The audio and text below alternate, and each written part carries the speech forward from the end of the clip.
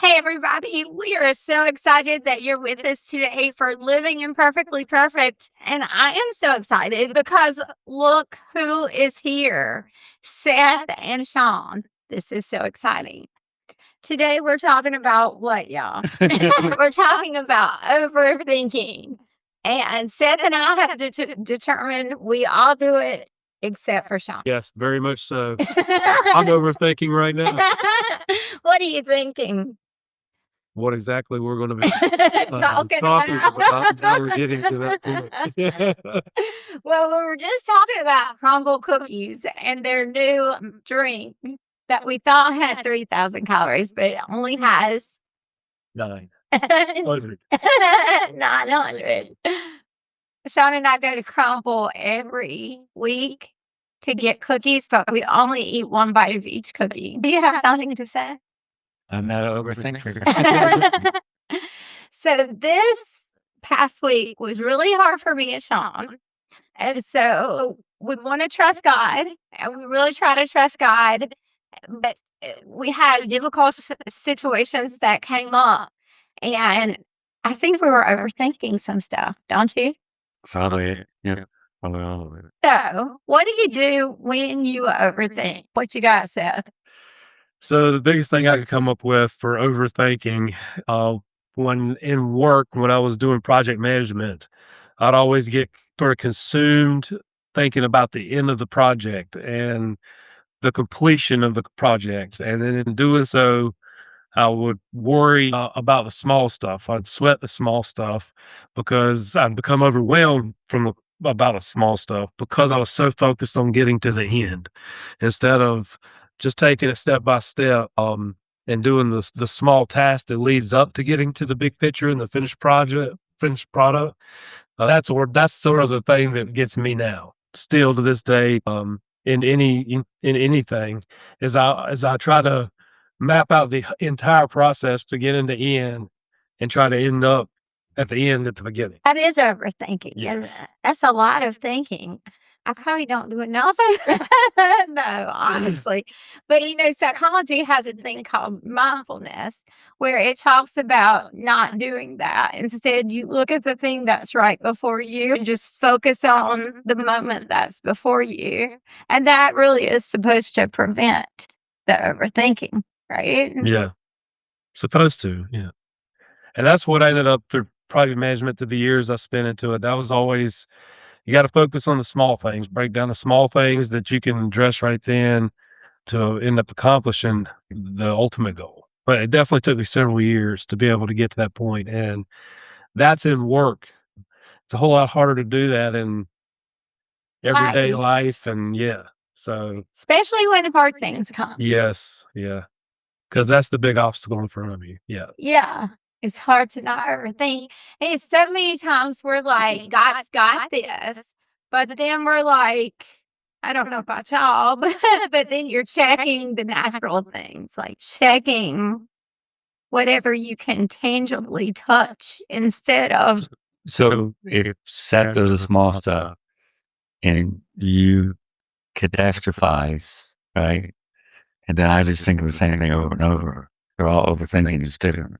Do you think of the same thing over and over? More than I do any of the other things. When we were talking about this, Sean was like, I probably underthink.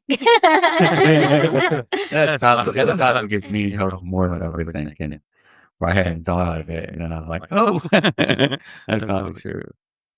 So, what is the solution for this? What would the Bible say? Seth's a preacher, Sean's a preacher. What would the Bible say? You're a preacher. I can't overthink that one. But yeah, people do. No, I don't want to. And what's the answer, preachers? Simple answer, I guess, is it's really not about us anyway. And one thing I try to remind myself is that the victory's already won and it don't really matter as much what my part in it is or how I play in that. I'm just supposed to do the best I can. So, and knowing the victory's won, it sort of takes the pressure off of me to have to be perfect and hit every mark. I love that. So that's what's helped me the most. Okay. So Seth is a football player person. Before we started, we were like, we're going to talk football. Then Matthew, my son, who is over there, we wanted him to come, but he wouldn't, was like, okay, Mom, if you're going to talk football, name 5 teams. And I got 3. I think you got 4. Did I get 4? I can't remember the 4th though. So I got New York something. Giants. I got Seattle Seahawks. Yeah. What else did I get? The Panthers. I got Carolina Panthers. I think it was 3. No, it was 3, yeah. She got LA, but she didn't. Yeah. I only got LA because I got Matthew a New York hat from New York because I thought it was the city. I didn't know it was the team. This is the Yankees. Yes. You said the Yankees. But we determined that was not football. That's baseball, yeah. That's baseball. Okay, so how do you make this football? How does what you just said apply if you were on that football field and you're Well, so you're a tackler, yeah, right? I was That's what I know. I was an offensive tackle, so I'm there for block for the quarterback or running backs and all that. But so I guess how it would apply is, I mean, the victory's already won. It's The game's the game is done. You're running the clock out. The cheerleaders have cheered for you. The cheerleaders are cheering. Everybody in the stands is happy. The bench, everybody that's on the bench is getting playing time. That's pretty good. Yes. So anyone that's on the team, whether they're starters or what have you, they're getting playing time. They're getting, That's that don't always happen. Yeah. Tight games, close games, that don't happen. But in big decisive victories, everybody I love gets it. that. So And the cheerleaders get to cheer a lot yes, because we make many touchdowns. everybody in the stands is happy. Cheerleaders are happy. The bands are playing their songs. Yes, I love that. Normally, there's a lot of touchdowns being scored, so the vibe is definitely up. The excitement Yes. level's up. Yes. So that's what I would liken it to. Just playing with the lead, and knowing that victory's already at hand. That's a good analogy. So the key to overthinking is to see the victory already won, which you can do through Christ. Yeah. And that's there is a little bit, there's faith definitely involved with that, and if increasing that faith, which is a struggle, that's part of it too, right? I mean, that's another topic, but just trying to whatever you can take, and that's so even if you want to talk about, so the starters are the guys that are the most skilled, the most talented, the strongest, the fastest, blah, whatever. So, I mean, you can sort of think along the lines of the people that handle those things the best are those starters, those ones that are more talented, so to speak. But that doesn't mean that the guys that are on the bench now won't eventually get there. They're underclassmen or they're young in that. So, same thing with walking in a Christian life is you may be young, you may be on the bench right now trying to develop and sharpen those skills to be able to stand. You know what I'm saying? So, and there's of course different levels of competition within sports. Same thing with your Christian walk. There's going to be different levels of severity and opposition that you would end up facing at some point. So it's like Different teams. yeah, So we're different different teams, different skill levels, and all that. So some games are going to be easier than others, but ultimately our victories won stuff. That's a fact. Okay. Well, we were talking the other day, actually running airplanes, and you were a little freaked out I was freaked out. about it. There was a great story though. So we were freaked out. We had a really difficult weekend. Well, we're talking about you being freaked out about the airplane itself. Yeah. What's that got to do with it? Overthinking. Oh, overthinking. But there was a good story how Don brought me through, who sat me beside Seth. Not really Seth, but somebody just like him. I didn't get to sit with Sean. God put me right past first class. We didn't even pay for that seat. He put us in really great seats and sat me beside Seth because I couldn't be with Sean. And this guy just kind of ministered to me the whole flight because I was really kind of in a bad place, a sad place, right? Or a hard place. And so, anyway, what were you saying? Well, I'm just saying, what's the worst that can happen if the plane crashes? I hate it when he asks that. I mean, that goes to overthinking it. What do you mean? What's the worst that can happen? I mean, you die. And You go to heaven, but I don't want the trip. don't it? That kind of the kind of trust God. Oh, you do trust. I mean, you trust them like the Hebrew children, right? They said, "Hey, if we go through the fire, we're with God. If we get burned up in the fire, we're with God." They knew just because it doesn't go, things aren't always going to go your way, right? But you still have to trust God in the process. Sometimes the process is happy and easy and a day at the beach. Other days, not that cool. Yeah. Right. And I think sometimes we think, God, why have you left me or what have I done wrong? Only because we're so conditioned to, if it's not going well, then it must be something wrong. Right. But even if something goes bad with the airplane, God still got you. Well, and that, not that it went bad with the airplane was perfect, but that is a truth. Like, even in a really hard situation that we had this weekend, God was real present through the whole thing, working things, giving me little presents, like sitting me beside Seth, even though it wasn't really Seth, and putting us in good seats in the airplane and working Sometimes we miracles out. because we really looked around all the time.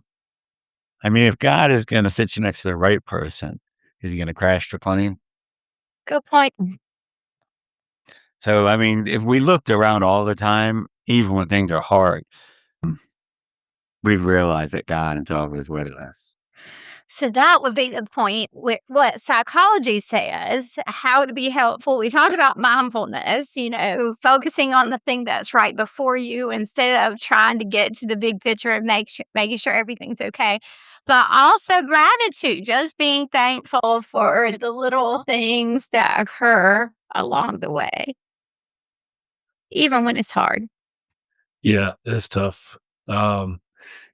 This is going to sound, this is completely like why this happens and why this guy does this. I have no idea. But so I listened to a professional wrestling podcast. This guy interviews professional wrestlers. He hasn't come on there.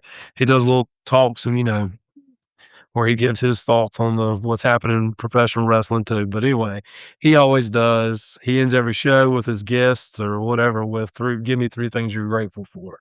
So, to be honest, listening to that has sort of helped me reshape my mind too, because like Sean, there's the small things like, of course everyone's like, oh, my family and me friends and wrestling and whatever. But, there's really the things that you can have gratitude for. And like, especially this guy, he says that him and his wife, they do this every night when they go to bed. They say to each other 3 things that they're grateful for from that day. So if if you think about doing that daily, are you always going to say the same 3 things? My husband, my wife, my kids, my dog, whatever.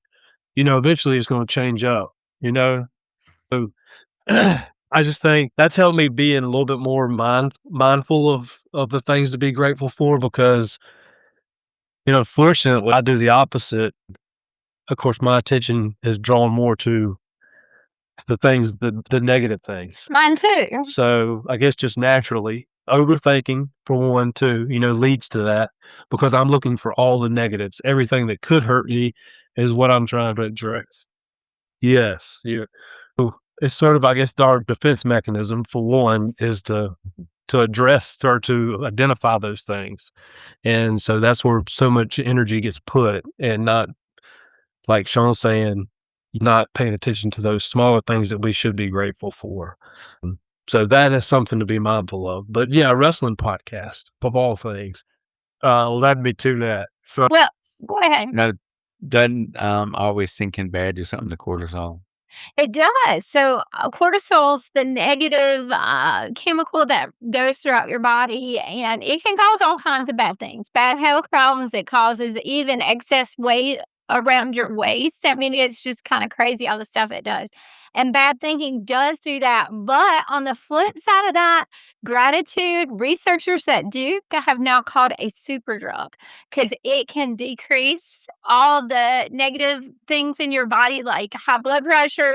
I mean, like, there's a whole list. Google it. All the things that gratitude will do for you. So they're now calling gratitude a super drug.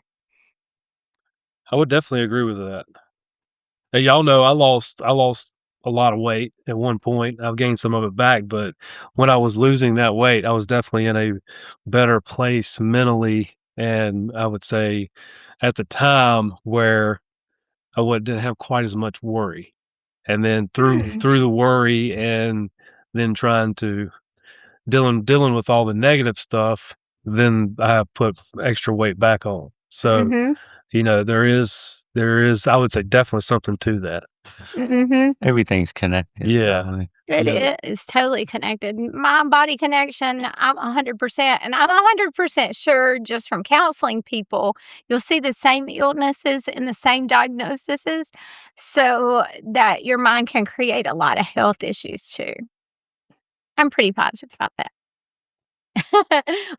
My allergies got better there too. I saw that. I was kind of praying for that too. Seth came in with, we had kind of had a fight today with this podcast, because I didn't think I was going to get the stuff set up. Seth came and fixed that. Seth came in with the allergies, and I just felt horrible all day today. But I had done Zumba, lifted weights, and I ran yesterday, and my body was tired, but I feel much better now. Let's have gratitude. Let's name one thing we're thankful for. What is it? I'm going to take you. Matthew's sitting across from us. That's your gratitude. Now, I'm going to use that too, that Matthew's here with us at home. I lifted weights with him yesterday.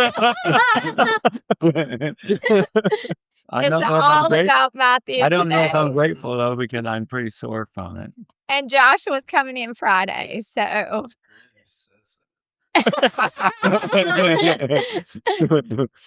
Yeah, but we followed. Matthew's no longer grateful for his parents. If you couldn't hear him, Matthew said, it's funny that Seth said it first. We try to get Matthew to join us. Maybe we'll one day. Y'all got anything else? Nope. So thank you so much. Matthew, you want to come and say hello so they know what you look like? He said, no, I'm okay. I'll put a picture up. But thank you for joining us today for Living Imperfectly Perfect. Hopefully you have learned something. Have we learned something? Let's summarize. What have we learned about overthinking? Go ahead, Seth. That we do it, and then we shouldn't do it because we don't need to do it. That's right. Why? Because the victory's already won. I love that. That's a good summary of everything. So remember, as you're going about your day, to think about that. The victory's already won. And then use mindfulness to stay in this very moment. Use gratitude as your super drug. And you get the last word, Sean. Goodbye. Y'all have a great day.